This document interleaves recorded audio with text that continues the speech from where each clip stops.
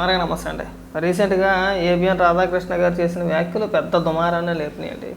ఈరోజు వైఎస్ఆర్సీపీ పార్టీకి సంబంధించిన నాయకులంతా కూడా కొంతమంది హైదరాబాదు ఏబిఎన్ ఆఫీస్ ముందు నిరసన కార్యక్రమాలు తెలియజేస్తే, కొంతమంది ఏపీలోనే ముఖ్యంగా తిరుపతిలో ఏబిఎన్ ఆంధ్రజ్యోతి కార్యాలయం ముందు మా రోజా లాంటి వ్యక్తులు కొంతమంది నిరసన కార్యక్రమాలు తెలియజేశారు. అయితే మా రోజా నీతులు చెప్తుంది, బూతులు మాట్లాడడం గురించి, లేదంటే పద్ధతుల గురించి, సంస్కారం గురించి, మహిళలు ఏం మాట్లాడాలి, మహిళల గురించి ఏం మాట్లాడాలి అనే దానికి రోజా మాట్లాడుతుందండి. ఒకసారి ఏమని మాట్లాడుతుందో వినిపిస్తా చూడండి. ఈ రోజు ఆడవాళ్ళని మాట్లాడిన మాటలకి రాష్ట్రాల్లో ఉన్న మహిళలందరూ కూడా ఎదురు తిరుగుతున్నామని కూడా ఈ సందర్భంగా తెలియజేస్తున్నాం. మంచిది. ఈ రాధాకృష్ణకి కూతురు లేరా? వాళ్ళు వీళ్ళకి గట్టి పెట్టాలని అడుగుతున్నారు. నువ్వు బూతులు మాట్లాడినప్పుడు నీ కొడుకు నీ కూతురు ఏం చేశారు? నువ్వు చంద్రబాబు నాయుడు గారిని ఉద్దేశించి, లోకేష్ గారిని ఉద్దేశించి, పవన్ కళ్యాణ్ గారిని ఉద్దేశించి, తెలుగుదేశం పార్టీ నాయకులను ఉద్దేశించి పచ్చి బూతులు మాట్లాడినప్పుడు నీ కూతురు, నీ కొడుకు, నీ మొగుడు ఏం చేశారు అని అడుగుతున్నా. మన విశాఖపట్నం ఎయిర్పోర్ట్లో జన సైనికులను ఉద్దేశించి మిడిల్ ఫింగర్ చూపించాం మనం. ఆ రోజుల్లో ఎవరు మాట్లాడినా ఏంట్రా నువ్వు ఎవడ్రా అందరినీ అరే తురే నువ్వేదో బొడ్డుకోసి పేరెట్టిన దానిలాగా నువ్వు ఇక్కడికి వచ్చి సంస్కారం గురించి మాట్లాడాలి కదా. బూతులు మాట్లాడే నువ్వు బూతులు మాట్లాడకూడదని చెప్పేసి 10 మందికి ఉపన్యాసాలు చెప్తున్నావు. సిగ్గని పెడుతుంది, మాకు సిగ్గని పెడుతుంది. మాట్లాడదాం, వివరంగా మాట్లాడదాం. రోజా ఏం మాట్లాడిందో పూర్తిగా వినిపించిన తర్వాత మాట్లాడదాం. కుటుంబాలలో మా నాయకుల కుటుంబాల్లో ఆడవాళ్ళ గురించి మాట్లాడే అర్హత ఈ పనికి వాళ్ళ రాధాకృష్ణకి ఉందని అడుగుతున్నాను. ఒక డొక్కు సైకిల్ మీద వచ్చిన రాధాకృష్ణ ఈ రోజు వేల కోట్లకి ఎదిగాడు అంటే ఏ విధంగా చంద్రబాబు నాయుడికి బ్రోకర్ గా పనిచేశాడు, ఏ విధంగా ఎన్టీఆర్ ని దించినప్పుడు చంద్రబాబు నాయుడు ఇచ్చిన సూట్ కేసుల్ని మోసాడో అందరూ కూడా గమనించారు. ఇది రోసయ్య గారు కూడా అనేక సందర్భాల్లో చెప్పడం జరిగింది. ప్రతి వారం కొత్త పలుకు అనే పేరుతో కొవ్వెక్కిన పలుకులు రాస్తున్నాడు. ఈ రాధాకృష్ణకి కొవ్వు కరిగిస్తాం, కొవ్వు దించుదామని కూడా ఈ సందర్భంగా హెచ్చరిస్తున్నాం. ఈ రోజు చంద్రబాబు నాయుడు అధికారంలో ఉంటే కుల గజ్జతో, అహంకారంతో చంద్రబాబు నాయుడు వేసే అవినీతి బిస్కెట్ల కోసం నువ్వు వైఎస్ఆర్ కాంగ్రెస్ పార్టీ కుటుంబ సభ్యుల్ని, అలాగే నాయకుల కుటుంబ సభ్యుల్ని ఇష్టం వచ్చినట్టు మాట్లాడుతుంటే చూస్తూ ఊరుకున్నారనుకున్నావా? ఈ రోజు నీ పత్రికల్ని, ఈ రోజు నీ ఫోటోల్ని ఎలా తగలబెట్టావో రాష్ట్రంలో ఉన్న మహిళలంతా కూడా నీ కొవ్వుని కరిగించడానికి అదే విధంగా రెడీగా ఉన్నారని కూడా ఈ సందర్భంగా తెలియజేసుకుంటున్నాను.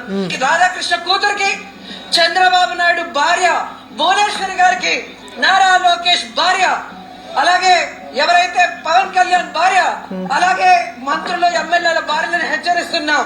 మీరు మమ్మల్ని తిట్టిస్తే నాకు తిట్టడం చేత కాదనుకుంటున్నారా? నీకు బలిసి కొట్టుకుంటున్నావు కానీ అసలు వాళ్ళకి ఈ జరిగిన సంభాషణకి ఏమైనా సంబంధం ఉందా? సరే పోనీ, అలాగే అనుకుందాం. పోనీ నువ్వు చెప్పిన లాజిక్ ప్రకారమే ఇప్పుడు మీ కుటుంబంలో ఉన్న మహిళలందరినీ కూడా నువ్వు చేసిన ఆరోపణ ఏంటంటే చంద్రబాబు నాయుడు గారి కుటుంబ సభ్యులు, భువనేశ్వరి గారు కావచ్చు, లేదంటే బ్రహ్మణి గారు కావచ్చు, పవన్ కళ్యాణ్ గారి భార్య కావచ్చు, వీళ్ళు తిట్టుస్తున్నారని చెప్పేసి నీ ఆరోపణ అంతే కదా. మరి గతంలో అసెంబ్లీలో చంద్రబాబు నాయుడు గారి కుటుంబ సభ్యుల్ని, భువనేశ్వరి గారిని ఉద్దేశించి మీరు నీచాతి నీచంగా మాట్లాడారు. ముఖ్యంగా అంబటి రాంబాబు, ద్వారంపూడి చంద్రశేఖర్ రెడ్డి. ఆ రోజు భారతిరెడ్డి గారిగా తిట్టించింది, అంతేనా? మరి భారతిరెడ్డి గారు కానీ, మీ పార్టీలో ఉన్న నాయకులు కానీ, మీ పార్టీలో ఉన్న మహిళా నేతలు కానీ సిగ్గు శరం లేకుండా ఆ రోజున సమర్థించారు కానీ ఈ రోజు కూడా ఖండించలేదు కదా. నీకేమైనా సిగ్గు ఉందా అసలు? ఇప్పుడు భారతిరెడ్డి గారికి సిగ్గు ఉన్నట్ట లేనట్ట? మరి భారతిరెడ్డి గారు ఆ రోజు ఎందుకు స్పందించలేదండి? కడుపుకు నువ్వు అన్నం తింటున్నావా, లేదంటే పెంట మీద ఏమైనా తింటున్నావా? అంటే మీరు ఇష్టానుసారంగా ఆ రోజు నువ్వు జగన్మోహన్ రెడ్డి కొంప కట్టుకున్నప్పుడు మా జగనన్న ఇక్కడ కొంప కట్టుకున్నాడు, ఇక్కడ కొంప కట్టుకున్నాడు కాబట్టి ఇదే రాజధాని నువ్వే మాట్లాడావు. నువ్వు మాట్లాడిన మాటలే ఇవాళకి కూడా సోషల్ మీడియాలో వైరల్ అవుతున్నాయి రాజధాని గురించి. 3 రాజధానులుగానే అసెంబ్లీలో బలాలు గుద్దేశారు, చేతులు పగిలిపోయేలాగా బలాలు గుద్దేశారు. జై జగన్ అని చెప్పేసి అని 3 రాజధానుల బిల్లు వెనక్కి తీసుకోగానే మళ్ళీ బలాలు గుద్దేశారు. 3 రాజధానుల బిల్లు వెనక్కి తీసుకున్న 4 ఏళ్ల తర్వాత ఇవాళ మామికన్నాను కానీ మళ్ళీ సంకలు గుద్దేసుకుంటున్నారు.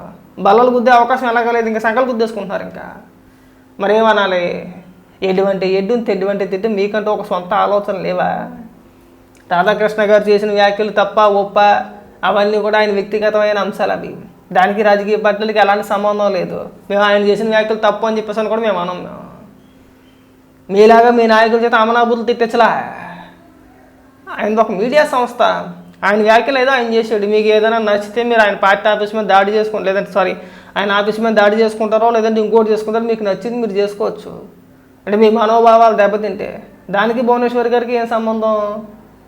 నారా లోకేష్ గారికి, అలాగే నారా లోకేష్ గారి కుటుంబ సభ్యులకి ఏం సంబంధం? పవన్ కళ్యాణ్ గారి భార్యకి ఏం సంబంధం? ఒకవేళ నిజంగా నువ్వు చెప్పినట్టు లాజిక్ ప్రకారం సంబంధం ఉంటే గనక గతంలో చంద్రబాబు నాయుడు గారి కుటుంబ సభ్యుల్ని, భువనేశ్వరి గారిని, బ్రహ్మణి గారిని, పవన్ కళ్యాణ్ గారి భార్యని భారతిరెడ్డి గారు కావాలని తిట్టించారని చెప్పేసానే కదా నువ్వు చెప్పేది. ఇప్పుడు భారతిరెడ్డి గారే తిట్టించారు కదా, మరి నీకేమైనా సిగ్గుందా? అసలు కడుపుకు అన్నం తింటున్నావా? రాధాకృష్ణ గారు కూతురు లేరా? మరి నీ కొడుకు నీ కూతురు ఏం చేస్తున్నారు? నువ్వు పచ్చి బూతులు మాట్లాడుతుంటే అయ్యి బాబాయ్ మా అమ్మ చక్కగా మాట్లాడేస్తుంది బూతులు, ఎంత బాగా మాట్లాడుతుందో బూతులు. మా అమ్మ దగ్గరే బూతులు నేర్చుకోవాలి, మా అమ్మ గొప్ప ఆదర్శ మహిళ అని చెప్పేసి పొంగిపోయారా? సిగ్గనిపించట్లా? అంటే మనం మాట్లాడుతుంటే కనీసం 10 మంది పర్వాలేదురా ఏదో ఎంతో కొంత మాట్లాడుతున్నారని చెప్పి అనుకో, కసి కాండ్రించి మొక్క మీద ఉమ్మేసేలా ఉండకూడదు. నువ్వు నిధులు చెప్పాలా? అందరికీ ఉన్నారు, కొడుకులు ఉన్నారు, కూతుర్లు ఉన్నారు, అందరికీ ఉన్నారండి. నీకు కూడా ఉన్నారు, నీకు కొడుకు కూతురు కూడా ఉన్నారు. నువ్వు వైజాగ్ ఎయిర్పోర్ట్లో జన సైనికులను ఉద్దేశించి మిడిల్ ఫింగర్ చూపించావు. అయ్యి బాబాయ్ అమ్మ నువ్వు బెల చూపించావు మిడిల్ ఫింగర్ అని చెప్పేసి నువ్వు ఇంటికి వచ్చిన తర్వాత మీ అమ్మాయి నీతో సంబరపడిపోయిందా? బెల చూపించావమ్మా మిడిల్ ఫింగర్ అని చెప్పేసి అని. నువ్వు లకారాలతో సంబోధించినప్పుడు నన్ను ఎవడో రేప్ చేయలేడు, దమ్ముంటే రండి రేప్ చేయండి అని చెప్పి అడిగినప్పుడు అయ్యి బాబోయ్ మా అమ్మ అంత తెగించేసింది, బెలే మాట్లాడేసింది అని చెప్పేసి నీ కొడుకు నీ దగ్గరికి వచ్చి ముద్దెట్టాడా? నువ్వు చెప్పాలి అక్కడికి వచ్చి. నేను అంటున్నానని కాదు, నేను ఏదో నిన్ను విమర్శించాలనో లేదంటే ఇంకొక రకంగా నా ఉద్దేశం కాదు. నువ్వు మాట్లాడినప్పుడు నువ్వు తిట్టినప్పుడు ఏమైపోయినాయి అంటున్నా. ఆ రోజు నీ కొడుక్కి నీ కూతురికి సిగ్గనిపించలేదా? ఆ రోజు భారతిరెడ్డి గారికి సిగ్గనిపించలేదా? చెప్తున్నా, ఉదాహరణకి చెప్తున్నా. అంటే మీరు ఇష్టానుసారంగా రాజధానుల గురించి ఏది పడితే అది మాట్లాడచ్చా? ఆ వీడియోలో రాధాకృష్ణ గారు చాలా స్పష్టంగా కొంతమంది, అందరినీ కాదు కొంతమంది వెన్నుముక్క లేని బ్యాచ్ తయారయ్యారు, ఇష్టానుసారంగా మాట్లాడుతున్నారు. రేపు పొద్దున్న జగన్మోహన్ రెడ్డి మీ భార్యలు కాదు అంటే సొంత చెల్లిగా భావించి పెళ్లి సంబంధాలు కూడా చూస్తారన్న మాటలైతే వాస్తవం. కొంతమందిని, అందరినీ అనలేదు. వైసీపీ పార్టీ మొత్తం అలా వైసీపీలో కొంతమంది తయారయ్యారని చెప్పేసి అన్నాడు. ఆ కొంతమంది ఏంటంటే మొత్తం అందరూ పొలవమని చెప్పేసి అని వెళ్ళిపోతున్నారు. మిమ్మల్ని ఏం అనలేదుగా, అంతేనా? మరి లేకపోతే ఏంటండి? అధికారంలో లేకపోతేనేమో జై అమరావతి, అధికారంలోకి వచ్చిన తర్వాత 3 రాజధానుల 3 ఏళ్ల తర్వాత ఏమో 3 రాజధానుల బిల్లు వెనక్కి తీసుకుంటారా? ఓడిపోయిన తర్వాత మళ్ళీ 2 ఏళ్ల తర్వాత వచ్చి మావి గన్న అంటారా? ఎటువంటి తెడ్డుమా? మరి అనకపోతే ఏమనాలి? రాష్ట్ర రాజధాని పైన మీకు ఏమైనా ఒక క్లారిటీ ఉందా? పైగా బూతుల గురించి ఇక్కడికి వచ్చి నువ్వు ఉపన్యాసాలు చెప్తుంటే మాకు సిగ్గేస్తుంది. ఆ జోగి రమేష్ ఒకడు, అంబటరాంబాబు ఒకడు అక్కడికి వెళ్ళి తొల్ల కొట్టేస్తున్నాడు. రే రారా బయటికి, ఆ వస్తే ఏం పీకుతారు మీరు? వస్తే మీరు పీకిది ఏముందండి అని అడుగుతున్నా. సంస్కారం అనేది ముందు మనకు ఉండాలి. సొంత తల్లిని చెల్లిని బూతులు తిట్టిస్తాడు జగన్మోహన్ రెడ్డి. ఇవాళ ఇక్కడికి వచ్చి మీరు సంస్కారం గురించి ఇక్కడ ఉపన్యాసాలు చెప్తా ఉంటే మేము ఎరుపప్పలం ఇక్కడ వినటానికి. అందులో నువ్వు చెప్పాలి, బూతుల గురించి నువ్వే మాట్లాడాలి. మేము అంటున్నామని చెప్పేసి ఇంకో రకంగా కాదు. నువ్వు 10 మందికి ఉపన్యాసాలు చెప్పమాక, 10 మందికి నీతులు చెప్పే స్థాయిలో నువ్వు లేవు. అది గుర్తుపెట్టుకుంటే బాగుంటుంది. అనవసరంగా నోరు జారేసి ఏది పడితే అది మాట్లాడతానంటే చెప్పు దెబ్బలు తినేస్తా. బాగా గుర్తుపెట్టుకో.